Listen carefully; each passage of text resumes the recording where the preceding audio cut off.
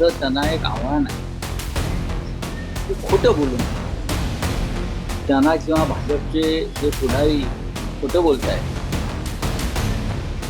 की तुम्ही लोकांना विश्वासात घेऊन सांगा काय परिस्थिती.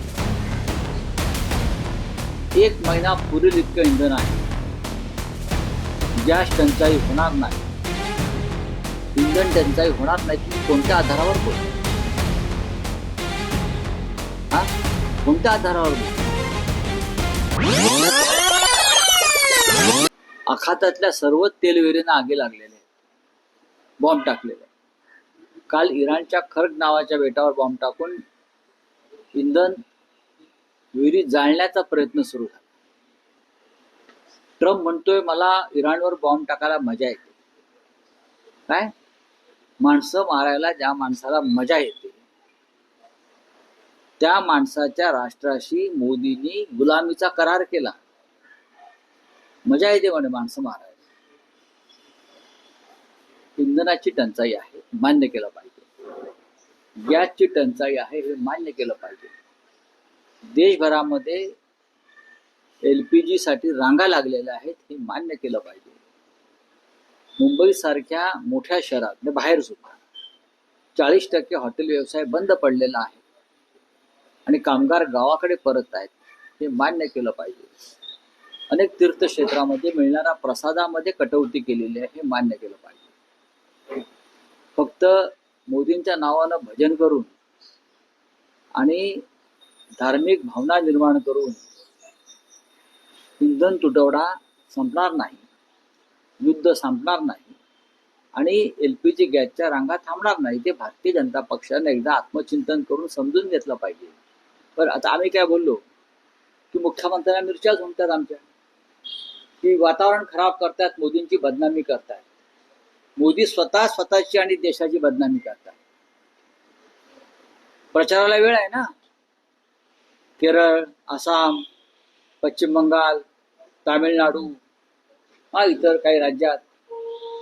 पण इंधन टंचाईवर किंवा गॅस टंचाईवर सर्वपक्षीय नेत्यांची बैठक घ्यायला त्यांना वेळ.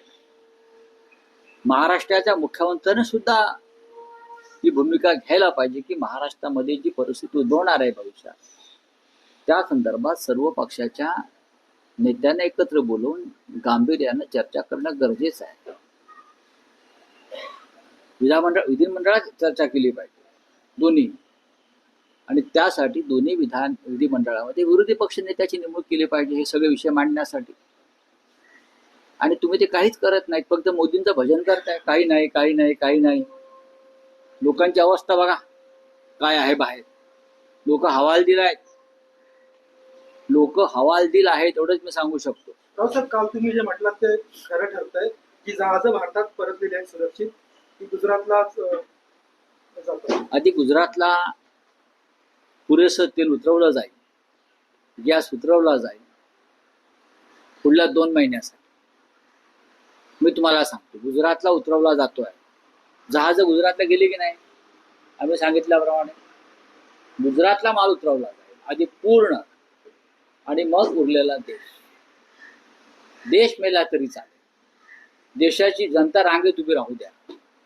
पण मोदी हे फक्त गुजरातचे पंतप्रधान आहेत. अमित शहा हे गुजरातचे गृहमंत्री आहेत. बाकीचा देश जो आहे हा विरोधकांचा छळ करण्यासाठी. मला असं वाटतंय, पण कदाचित देवेंद्र फडणवीसांना असं वाटणार नाही, कारण असं बोलल्याने मोदींची बदनामी होते. आम्ही असं सत्य सांगितल्यानं त्यांना असं वाटतंय की आम्ही मोदींची बदनामी करतो, मग आम्ही नक्षलवादी आहोत. सत्य बोलतोय, मग आम्ही अर्बन नक्षलवादी आहोत. सत्य बोलणारे की या देशामध्ये गॅस टंचाई, इंधन टंचाई आहे, हॉटेल बंद पडतायत, फाउंड्री उद्योग बंद पडतोय, इतर उद्योग बंद पडतायत. त्याच्यामुळे रोजंदारीवरती असलेला कामगार हा आपापल्या घरी आणि गावाला जायला निघालाय. मुंबईच्या बाहेर, शहराच्या बाहेर, महाराष्ट्राच्या बाहेर. हे सांगणं म्हणजे आम्ही अर्बन नक्षलवाद, बरं का. आणि हा जो छळ चाललेला आहे देशातल्या जनतेचा, ते म्हणजे महात्मे, ते श्रीरामाचे अवतार सगळे.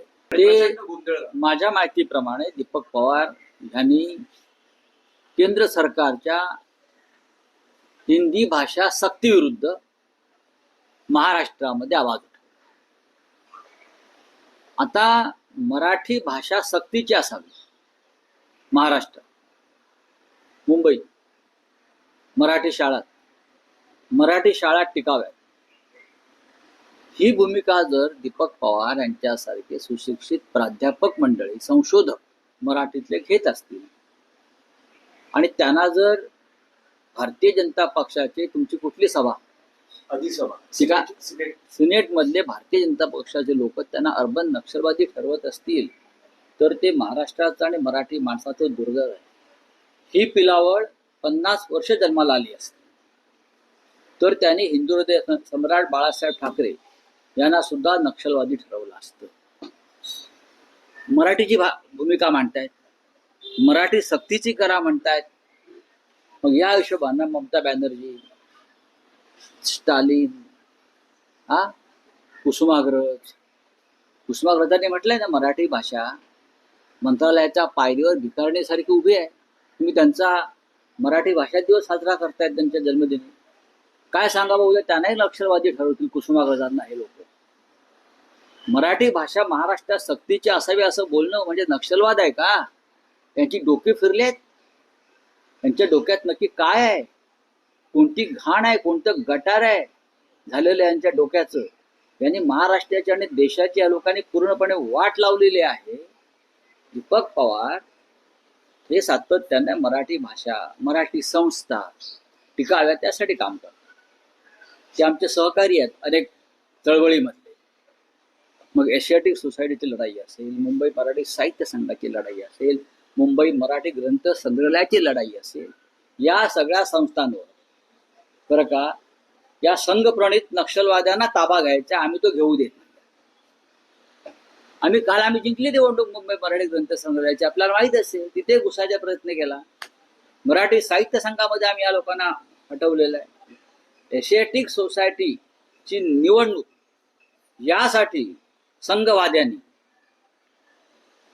राजकीय दबाव म्हणून रद्द करायला लावली, कारण त्यांचा दारुण पराभव हा नक्की होता. कुमार केतकर यांच्या नेतृत्वाखाली आम्ही एक अस्सल मराठी पॅनल उभं केलं. आम्हाला लोकांचा प्रचंड प्रतिसाद मिळाला. ही संस्था टिकावी, ही संस्था विद्वान मराठी माणसांच्या हातामध्ये असावी, यासाठी आमची लढाई आहे. पण संघ प्रवृत्तीच्या काही अतिविद्वान आणि अतिशहाणांना ही संस्था आमच्या ताब्यात हवी आहे. आमच्या म्हणजे कोणाच्या? बिल्डरांच्या ताब्यात. अमराठी बिल्डर जे मुंबईत माजले आहेत त्यांच्या ताब्यात मुंबई मराठी ग्रंथ संग्रहालय, साहित्य संघ, एशियाटिक लायब्ररी अशा या संस्था द्यायच्या. तिथे टॉवर्स उभे करायचे. बाकी त्यांना मराठीविषयी काही प्रेम नाही, अजिबात नाही प्रेम. आम्ही मराठीवादी आहोत. मुंबईतली संस्था मराठी माणसाच्या हातात राहावी.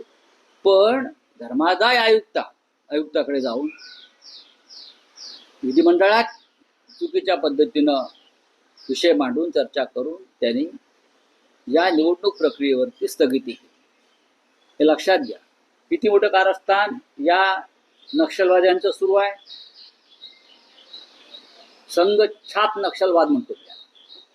हा संघ छाप नक्षलवाद आहे आणि हा अत्यंत भयंकर आहे. अशा प्रकारचा नक्षलवाद मला इस्रायलमध्ये दिसतोय. लोकांना मारायचं, लोकांना खतम करायचं, बस. मग राज ठाकरे साहेब चुकीचं काय बोलले? महाराष्ट्रात जे चाललंय किंवा देशात जे चाललंय ते पटतंय का? हा सवाल प्रत्येक राष्ट्रभक्त आणि महाराष्ट्रप्रेमी जनतेला पडलेलाच आहे.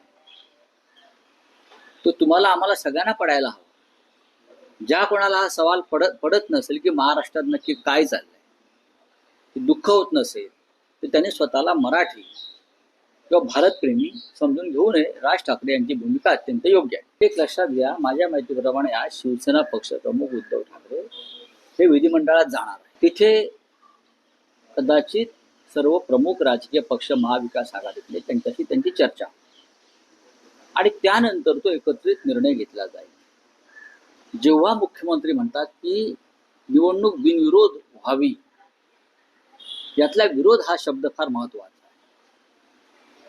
नक्कीच अजितदादा पवार यांच्याविषयी आमच्या मनामध्ये एक सद्भावना, सहानुभूती त्यांच्या कुटुंबाविषयी आहेच. पण मुख्यमंत्र्यांनी चर्चा केली पाहिजे, हे पहिलं. आणि जेव्हा तुम्ही विरोध म्हणता बिनविरोध, तेव्हा महाराष्ट्राच्या विधिमंडळाच्या दोन्ही सभागृहातील विरोधी पक्ष नेत्यांचं काय, याचं उत्तर त्यांनी द्यायला पाहिजे. विरोधी पक्ष नेतेपद न देणं यासारखा मोठा नक्षलवाद नाही. लोकशाहीच्या नावाखाली सुरू असलेला हा अर्बन नक्षलवाद आहे, लोकशाहीतला नक्षलवाद आहे. विरोधी पक्ष नेतेपद विरोधी पक्षांना न देणं यासारखा मोठा नक्षलवाद नाही मिस्टर फडणवीस. आणि हे जर तुमच्या नेतृत्वाखाली होत असाल तर तुम्ही या नव्या नक्षलवादी चळवळीचं नेतृत्व तुम्ही करता, हे काढायचं नाही. मी तुमच्या माहितीसाठी या निवडणुकांचा निकाल देतो. पश्चिम बंगालला ममता बॅनर्जी जिंकत आहे. केरळमध्ये काँग्रेस आघाडीवर आहे किंवा डावे पक्ष भाजपा येत नाही, बरोबर आहे. तामिळनाडूमध्ये AIADMK जिंकत आहे, मिस्टर स्टालिन. आसाममध्ये ह्या क्षणी एकतर्फी लढाई नाही. गौरव गोगोई यांनी प्रचंड आव्हान, ते जे कोणी आहेत विश्व शर्मा वगैरे कोणी हेमंत, त्यांच्या समोर फार मोठं आव्हान उभं केलं. त्याच्यामुळे ह्या निवडणुकामध्ये भारतीय जनता पक्षाचं पूर्ण पानिपत होणार आहे. महाराष्ट्रातून मुंबईतून किती पैशाचे कंटेनर आणि टँकर तिथे जाऊ द्या. अलीकडेच उपमुख्यमंत्री जाऊन आले तिथे, माझ्या माहितीप्रमाणे. काही फरक पडणार. या चारही राज्यातली किंवा पाचही राज्यातली जनता महाराष्ट्रातून गेलेल्या पैशामुळे विकली जाणार नाही. ती फक्त या राज्यातली जनताच विकली जाते.